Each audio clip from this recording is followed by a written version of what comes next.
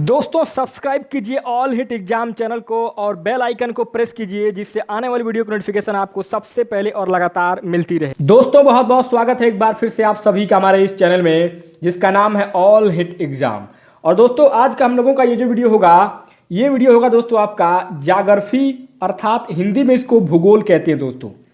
और भूगोल के बेहतरीन 50 प्रश्नों को इस वीडियो में हम लोग देखेंगे दोस्तों। भूगोल दोस्तों जीएस का जीके का बेहद ही महत्वपूर्ण सब्जेक्ट है दोस्तों। और ये जो भूगोल के प्रश्न मैं लेकर के आया हूँ ये लगभग सभी प्रश्न प्रीवियस ईयर की परीक्षाओं में पूछे गए प्रश्न हैं, अर्थात किसी न किसी कंपटीशन एग्जाम में ये प्रश्न पूछे गए हैं दोस्तों। तो आपके सुपर टेट की तैयारी के लिए दोस्तों जो कि जूनियर की वैकेंसी आ रही है उसके लिए बेहद इंपॉर्टेंट है दोस्तों। एसएसटी जो आपका सामाजिक अध्ययन है, आप जानते हैं कि सुपर टेट जूनियर लेवल का जो वैकेंसी आ रहा है 1895 पद जिसमें है, उसमें एसएसटी सामाजिक अध्ययन में जीएस में सभी दोस्तों आपके ये प्रश्न काम आएंगे। और दोस्तों वैसे तो जीएस आपका एक ऐसा सब्जेक्ट है जो कि लगभग सभी प्रकार की कंपटीशन एग्जाम में पूछा जाता है। तो दोस्तों आप सभी के लिए बेहद ही महत्वपूर्ण वीडियो होगा। निवेदन करूंगा वीडियो को शुरू से लेकर के आखिरी तक देखिएगा दोस्तों, बहुत ही बेहतरीन प्रश्न होंगे। तो बिना किसी देरी के स्टार्ट करते हैं आज के अपने इस बेहतरीन सेशन को जो कि होगा आपका भूगोल के बेहतरीन 50 प्रश्न। दोस्तों पहला प्रश्न आपके स्क्रीन पर है, सौर प्रणाली की खोज किसने की थी? Option A Galileo, option B J L Baird, option C Copernicus और ऑप्शन डी केपलर। दोस्तों ये प्रश्न आपका एसएससी 2013 में पूछा गया प्रश्न है दोस्तों। पहले नंबर के इस प्रश्न में आपका ऑप्शन नंबर सी दोस्तों कोपरनिकस आपका राइट और करेक्ट आंसर हो जाएंगे। ऑप्शन नंबर सी अर्थात दोस्तों सौर प्रणाली की खोज कोपरनिकस के द्वारा किया गया था दोस्तों। ऑप्शन नंबर सी राइट और करेक्ट आंसर हो जाएगा। नेक्स्ट दोस्तों अगला दूसरा प्रश्न कह रहा है, सूर्य के चारों ओर घूमने वाले खगोलीय पिंड क्या कहलाते हैं? ऑप्शन ए ग्रह, ऑप्शन बी उपग्रह, ऑप्शन सी क्षुद्र ग्रह और ऑप्शन डी पुच्छल तारा।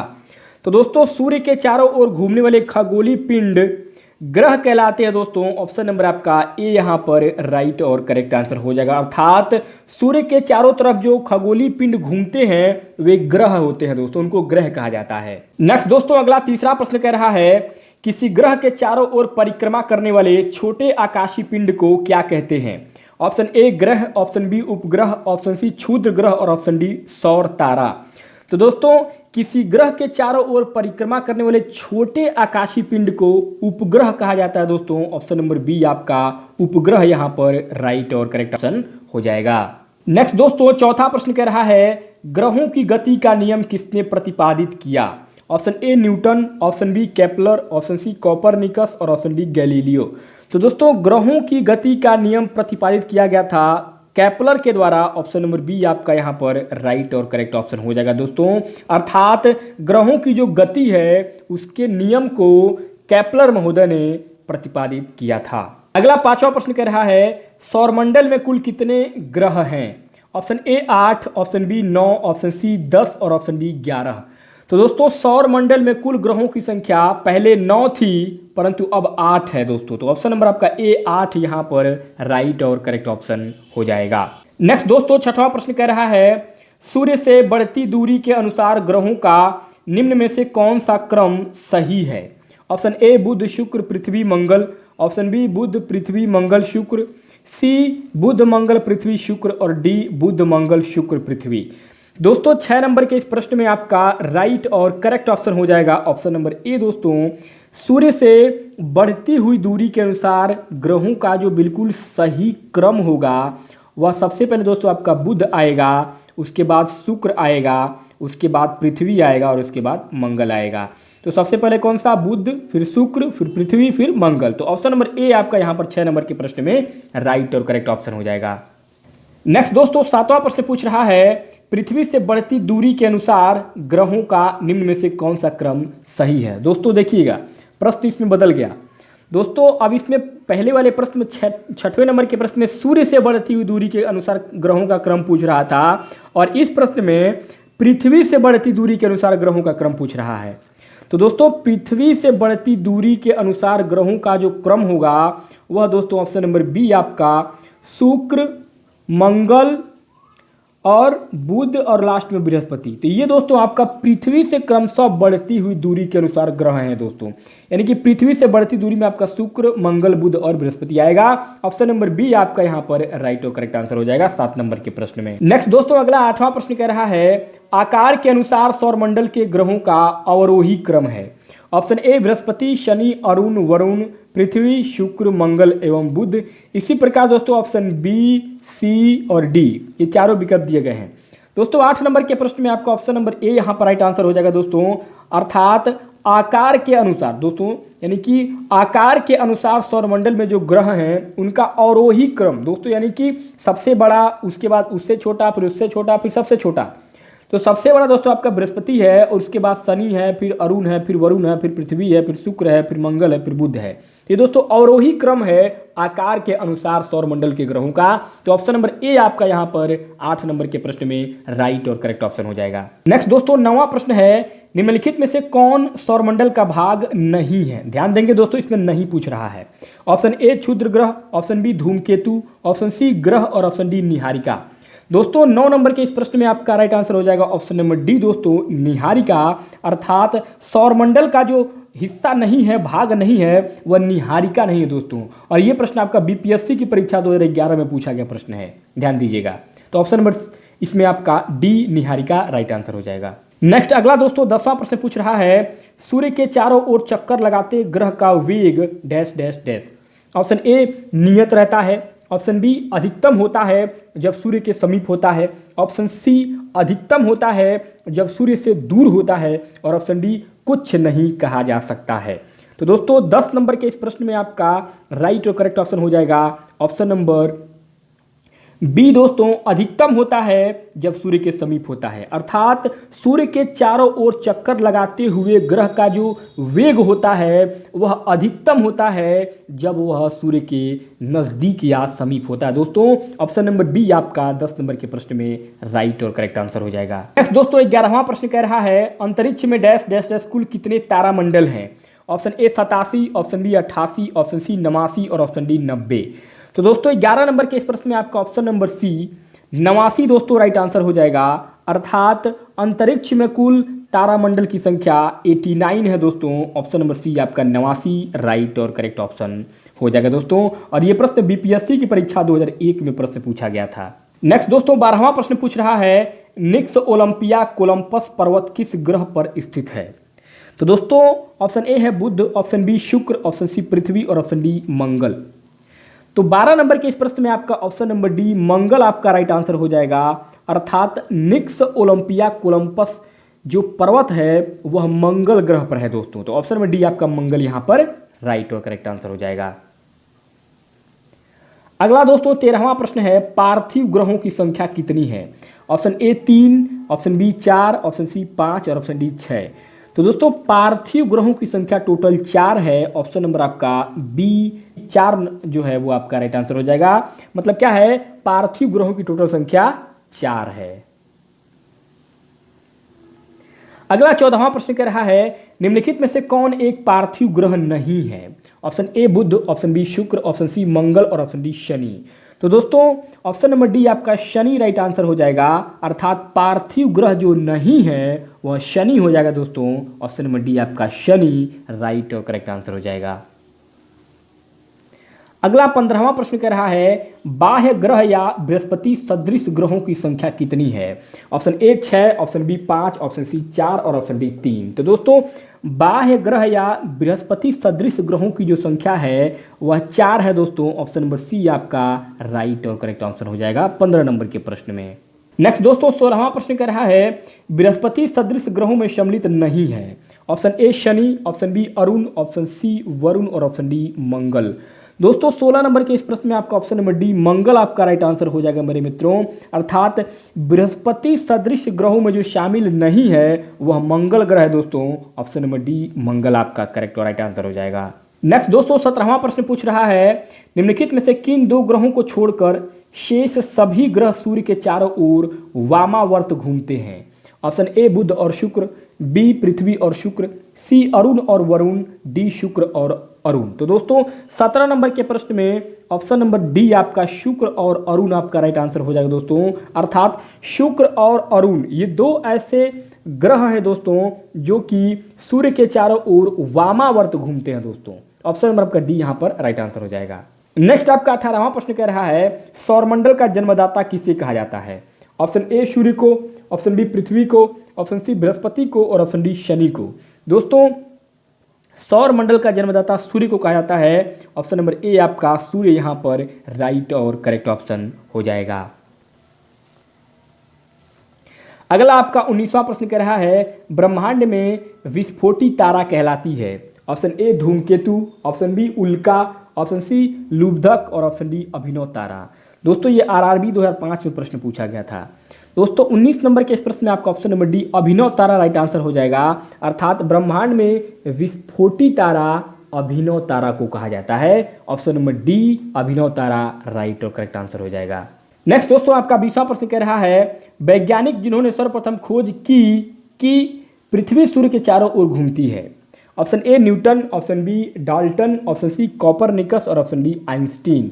तो दोस्तों 20 नंबर के इस प्रश्न में आपका option number C Copernicus right answer हो जाएंगे दोस्तों।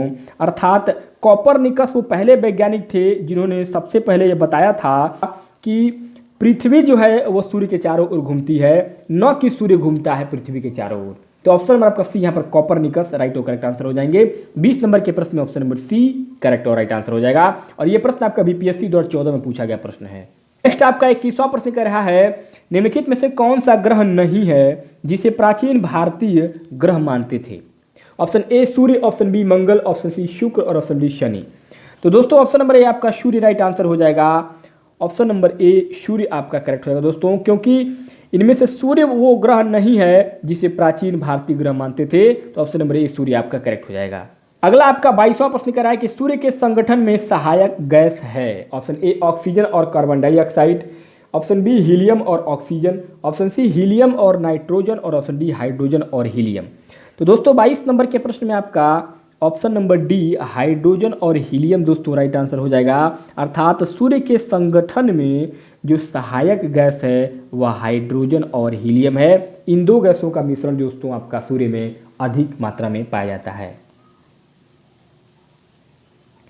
अगला 23वां प्रश्न कह रहा है कि सूर्य के मध्य भाग को क्या कहा जाता है। ऑप्शन ए समताप मंडल, ऑप्शन बी प्रकाश मंडल, ऑप्शन सी वर्ण मंडल और ऑप्शन डी स्थल मंडल। दोस्तों सूर्य के मध्य भाग को प्रकाश मंडल कहा जाता है दोस्तों। ऑप्शन नंबर आपका बी राइट आंसर हो जाएगा। अर्थात सूर्य के मध्य भाग को प्रकाश मंडल के रूप में जाना जाता है दोस्तों। नेक्स्ट दोस्तों 24वां प्रश्न पूछ रहा है सूर्य के ऊपर के भाग को क्या कहा जाता है। ऑप्शन ए अधोमंडल, ऑप्शन बी प्रकाश मंडल, ऑप्शन सी वर्ण मंडल और ऑप्शन डी समताप मंडल। दोस्तों सूर्य के ऊपर के भाग को वर्ण मंडल कहा जाता है। ऑप्शन नंबर सी आपका यहाँ पर राइट और करेक्ट ऑप्शन हो जाएगा। अर्थात सूर्य के ऊपर का जो हिस्सा होता है, भाग होता है, उसको वर्ण मंडल के नाम से जाना जाता है। ऑप्शन नंबर सी करेक्ट हो जाएगा वर्ण मंडल। नेक्स्ट आपका 25वां प्रश्न करें कि सूर्य सदैव पूर्व में निकलता है क्योंकि। ऑप्शन ए पृथ्वी पश्चिम से पूर्व की ओर घूमती है, बी पृथ्वी पूर्व से पश्चिम की ओर घूमती है, सी यह पूर्व में स्थित है और डी इनमें से सभी। दोस्तों 25 नंबर के प्रश्न में आपका ऑप्शन नंबर ए राइट आंसर हो जाएगा। अर्थात सूर्य हमेशा पूर्व में इसलिए निकलता है क्योंकि पृथ्वी पश्चिम से पूर्व की ओर घूमती है। ऑप्शन नंबर आपका ए यहाँ पर राइट और करेक्ट ऑप्शन हो जाएगा। अगला 26वां प्रश्न पूछ रहा है नॉर्वे में अर्धरात्रि के समय सूर्य कब दिखाई देता है। Option A 21 March, option B 23 सितंबर, ऑप्शन सी 21 जून और ऑप्शन डी 22 दिसंबर। दोस्तों ये प्रश्न आपका आरआरबी 2005 में पूछा गया प्रश्न है। तो दोस्तों 26 नंबर के प्रश्न में आपका ऑप्शन नंबर सी 21 जून राइट आंसर हो जाएगा दोस्तों। अर्थात नॉर्वे जो देश है उसमें अर्धरात्रि यानी कि आधी रात के समय सूर्य 21 जून को दिखाई देता है। ऑप्शन नंबर सी आपका 21 जून राइट आंसर हो जाएगा। अगला आपका 27वां प्रश्न कर रहा है एक ग्रह की अपने कक्ष में सूर्य से अधिकतम दूरी को क्या कहा जाता है। ऑप्शन ए उपसौर, ऑप्शन बी अपसौर, ऑप्शन सी अपोजी और ऑप्शन डी पेरिजी। तो दोस्तों 27 नंबर के प्रश्न में आपका ऑप्शन नंबर ए उपसौर आपका राइट आंसर हो जाएगा दोस्तों। अर्थात एक ग्रह की अपने कक्ष में सूर्य से अधिकतम दूरी को उपसौर कहा जाता है दोस्तों। ऑप्शन नंबर ए आपका उपसौर राइट और करेक्ट ऑप्शन हो जाएगा। नेक्स्ट आपका 28वां प्रश्न कह रहा है एक ग्रह की अपने कक्ष में सूर्य से न्यूनतम दूरी को क्या कहा जाता है। ऑप्शन ए उपसौर, ऑप्शन बी अपसौर, ऑप्शन सी अपोजी और ऑप्शन डी पेरिजी। तो दोस्तों 28 नंबर के इस प्रश्न में नेक्स्ट अगला प्रश्न है आपका निम्नलिखित में से किनके बीच की औसत दूरी को खगोलीय एकक कहा जाता है। ऑप्शन ए है पृथ्वी तथा सूर्य, ऑप्शन बी पृथ्वी तथा चंद्रमा, सी बृहस्पति तथा सूर्य और डी प्लूटो तथा सूर्य। तो दोस्तों इस 29 नंबर के प्रश्न में आपका राइट आंसर हो जाएगा ऑप्शन नंबर ए पृथ्वी तथा सूर्य दोस्तों। अर्थात पृथ्वी तथा सूर्य के बीच की औसत दूरी को खगोलीय एकक कहा जाता है दोस्तों। ऑप्शन नंबर ए आपका पृथ्वी तथा सूर्य राइट और करेक्ट ऑप्शन हो जाएगा। और ये आपका प्रश्न जेपीएससी 2011 की परीक्षा में पूछा गया प्रश्न है। नेक्स्ट दोस्तों 30वां प्रश्न पूछ रहा है मध्यरात्रि सूर्य का क्या अर्थ है। ऑप्शन ए है सांध्य प्रकाश, ऑप्शन बी उदीयमान सूर्य, ऑप्शन सी बहुत चमकदार चंद्रमा और ऑप्शन डी सूर्य का ध्रुवीय वृत्त में देर तक चमकना। दोस्तों 30 नंबर के प्रश्न में ऑप्शन नंबर डी आपका राइट आंसर हो जाएगा दोस्तों। अर्थात मध्यरात्रि सूर्य का मतलब होता है सूर्य का ध्रुवीय वृत्त में अधिक देर तक चमकना दोस्तों। ऑप्शन नंबर डी राइट और करेक्ट ऑप्शन हो जाएगा 30 नंबर के प्रश्न में। अगला आपका 31वां प्रश्न पूछ रहा है मध्यरात्रि का सूर्य किस क्षेत्र में दिखाई देता है। ऑप्शन ए भूमध्य सागरीय क्षेत्र में, ऑप्शन बी भूमध्य रेखीय क्षेत्र में, ऑप्शन सी आर्कटिक क्षेत्र में और ऑप्शन डी जापान से पूर्व के क्षेत्र में। दोस्तों 31 नंबर के प्रश्न में आपका ऑप्शन नंबर सी आर्कटिक क्षेत्र में राइट आंसर हो जाएगा दोस्तों। अर्थात मध्यरात्रि का सूर्य जो है यह आर्कटिक क्षेत्र में दिखाई देता है। ऑप्शन नंबर सी आपका करेक्ट और राइट आंसर हो जाएगा। अगला आपका 32वां प्रश्न है सूर्य में काला धब्बा क्या है। ऑप्शन ए सूर्य में एक बड़ा काला छेद है, ऑप्शन बी दिन के दौरान धब्बे ऊर्जा के स्रोत होते हैं, सी धब्बे वे स्थान हैं जो प्रकाश उत्सर्जित करने में असमर्थ हैं और डी इनमें से कोई नहीं। दोस्तों 32 नंबर के इस प्रश्न में आपका ऑप्शन नंबर ए राइट आंसर हो जाएगा। अर्थात सूर्य में एक बड़ा काला छेद है, यही आपका सूर्य में काला धब्बा होने का रहस्य है दोस्तों। ऑप्शन नंबर ए आपका राइट और करेक्ट ऑप्शन हो जाएगा। अगला आपका 33वां प्रश्न कह रहा है सूर्य के रासायनिक मिश्रण में हाइड्रोजन का परसेंटेज कितना है। Option A 71%, option B 61%, option C 75% और ऑप्शन डी 54%। दोस्तों ये प्रश्न आपका आरआरबी 2002 में पूछा गया था। दोस्तों 33 नंबर के इस प्रश्न में आपका ऑप्शन नंबर ए 71% टाइप का राइट आंसर हो जाएगा दोस्तों। अर्थात सूर्य के रासायनिक मिश्रण में हाइड्रोजन का जो परसेंटेज है वह आपका 71% है दोस्तों। ऑप्शन नंबर आपका ए 71%, 71% राइट और करेक्ट आंसर हो जाएगा। नेक्स्ट अगला दोस्तों आपका 34वां प्रश्न कह रहा है कि निम्नलिखित में से कौन एक तारा है। ऑप्शन ए चंद्रमा, option B Shukra, option C Prithvi और ऑप्शन डी सूर्य। दोस्तों ये आरआरबी 2003 में पूछा गया प्रश्न है। दोस्तों 34 नंबर के इस प्रश्न में आपका राइट आंसर हो जाएगा ऑप्शन नंबर डी सूर्य दोस्तों। अर्थात इन सभी चारों विकल्पों में सूर्य जो है वो एक तारा है दोस्तों। तो ऑप्शन नंबर आपका डी सूर्य आपका राइट और करेक्ट ऑप्शन हो जाएगा। नेक्स्ट आपका 35वां प्रश्न कह रहा है कि सौर पृष्ठ पर लगभग कितना तापमान होता है। Option A 800 degree Celsius, B 600 degree Celsius, C 6000 degree Celsius और ऑप्शन डी 1000 डिग्री सेल्सियस। दोस्तों 35 नंबर के प्रश्न में आपका राइट आंसर हो जाएगा ऑप्शन नंबर सी दोस्तों 6000 डिग्री सेल्सियस। अर्थात सौर पृष्ठ पर लगभग तापमान 6000 डिग्री सेल्सियस होता है दोस्तों। और ये प्रश्न आपका आरआरबी 2005 में पूछा गया था। ऑप्शन नंबर आपका सी 6000 डिग्री सेल्सियस आपका राइट आंसर हो जाएगा। नेक्स्ट आपका 36वां प्रश्न कह रहा है कि सूर्य की सतह पर हाइड्रोजन के अलावा दूसरा कौन सा तत्व बहुत ज़्यादा मात्रा में पाया जाता है। Option A helium, option B neon, option C argon और ऑप्शन डी ऑक्सीजन। तो दोस्तों 36 नंबर के प्रश्न में आपका ऑप्शन नंबर ए हीलियम आपका राइट आंसर हो जाएगा दोस्तों। अर्थात सूर्य की सतह पर हाइड्रोजन के अलावा दूसरा जो सबसे ज़्यादा तत्व पाया जाता है वह हीलियम पाया जाता है दोस्तों। सूर्य की सतह पर हाइड्रोजन और हीलियम। ऑप्शन नंबर आपका ए राइट आंसर हो जाएगा हीलियम। दोस्तों नेक्स्ट आपका 37वां प्रश्न है सूर्य प्रकाश धरती तक पहुंचने में कितने मिनट लेता है। ऑप्शन ए है 8, दोस्तों ये 8.3 है। ऑप्शन बी है 7.3, सी 9.4 और डी 10। दोस्तों ये आरआरबी 2004 में पूछा गया प्रश्न है। तो दोस्तों बहुत कॉमन प्रश्न है। ऑप्शन नंबर ए आपका 8.3 सेकंड आपका राइट आंसर हो जाएगा। अर्थात सूर्य का प्रकाश जो है वो पृथ्वी तक पहुंचने में 8 मिनट और 3 सेकंड का समय लेता है। तो ऑप्शन नंबर ए आपका राइट आंसर हो जाएगा। अगला आपका 38वां प्रश्न, सूर्य के सबसे पास कौन सा ग्रह है? Option A Budh, option B Brihaspati, option C शुक्र और ऑप्शन डी मंगल। तो दोस्तों 38 नंबर के इस प्रश्न में आपका ऑप्शन नंबर ए राइट आंसर हो जाएगा दोस्तों, बुध। अर्थात सूर्य के सबसे नज़दीक जो ग्रह है दोस्तों वह आपका बुध ग्रह है दोस्तों। और ये एसएससी 2013 में प्रश्न पूछा गया था। ऑप्शन नंबर ए आपका बुध करेक्ट और राइट आंसर हो जाएगा। नेक्स्ट अगला आपका 39वां प्रश्न कह रहा है, बुध नक्षत्र में एक वर्ष में दिनों की संख्या कितनी होती है? Option A 300, option B 56, option C 36 और ऑप्शन डी 88। दोस्तों एसएससी 2015 में प्रश्न पूछा गया था। तो दोस्तों बुध नक्षत्र में एक साल में दिनों की जो संख्या होती है वह 88 दिन होते हैं दोस्तों। ऑप्शन नंबर डी आपका राइट और करेक्ट ऑप्शन हो जाएगा। अर्थात बुध ग्रह पर अगर एक साल की बात करें तो बुध ग्रह पर आपका 88 दिन में ही एक साल पूरा हो जाता है। अगला आपका 40वां प्रश्न कह रहा है कि किस ग्रह में चंद्रमा की तरह कलाएं होती हैं? Option A Mangal, option B Budh, option C Brihaspati और ऑप्शन डी शनि। दोस्तों 40 नंबर के प्रश्न में आपका ऑप्शन नंबर बी बुध आपका राइट और करेक्ट ऑप्शन हो जाएगा दोस्तों। अर्थात बुध ग्रह में चंद्रमा की तरह कलाएं होती है दोस्तों। ऑप्शन नंबर बी बुध आपका करेक्ट और राइट आंसर हो जाएगा। नेक्स्ट अगला आपका 41वां प्रश्न करें कि निम्नलिखित में से कौन से ग्रहों के चारों ओर घूमने वाले उपग्रह नहीं हैं? दोस्तों नहीं पूछ रहा है, ध्यान रखिएगा। ऑप्शन ए है मंगल तथा शुक्र, ऑप्शन बी बुध तथा शुक्र, ऑप्शन सी मंगल तथा बुध और ऑप्शन डी वरुण तथा प्लूटो। एसएससी 2013 में पूछा गया ये प्रश्न है दोस्तों।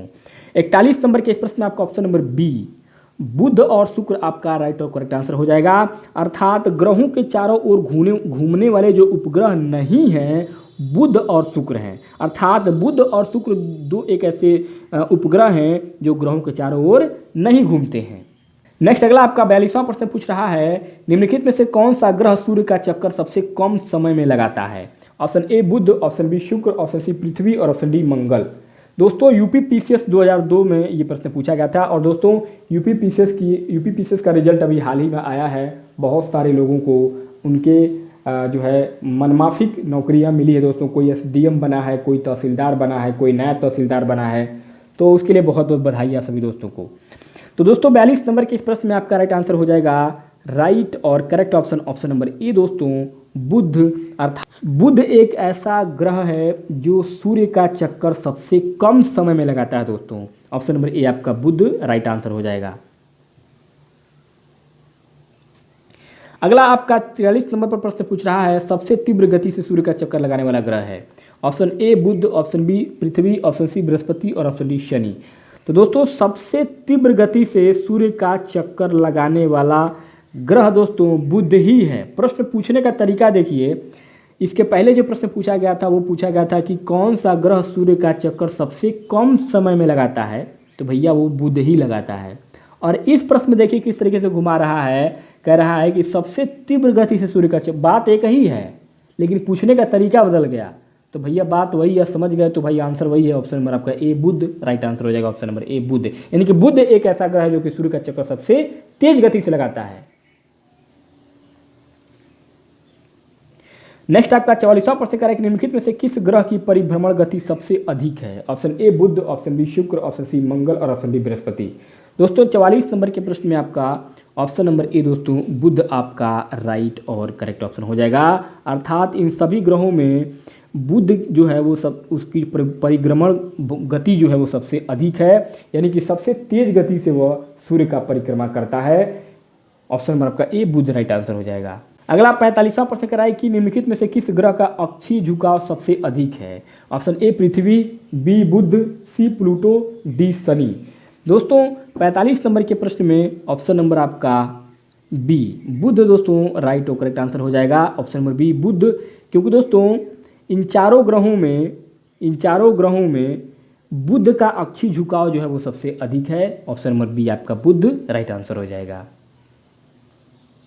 नेक्स्ट अगला आपका 46वां प्रश्न करें कि चंद्रमा के सदृश दिखाई देने वाला ग्रह है। Option A Budh, option B Shukra, option C Mangal और ऑप्शन डी वरुण। तो दोस्तों चंद्रमा के सदृश दिखाई देने वाला ग्रह है बुध दोस्तों। ऑप्शन नंबर ए आपका बुध राइट और करेक्ट ऑप्शन हो जाएगा।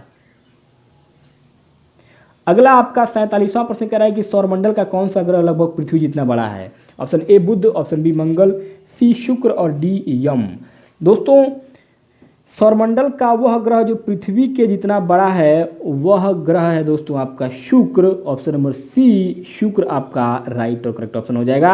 एसएससी 2011 में यह प्रश्न पूछा गया था। नेक्स्ट आपका 48वां प्रश्न करें कि निम्नलिखित में से किस ग्रह को पृथ्वी की बहन कहा जाता है। ऑप्शन ए बुध, बी शुक्र, सी मंगल और डी बृहस्पति।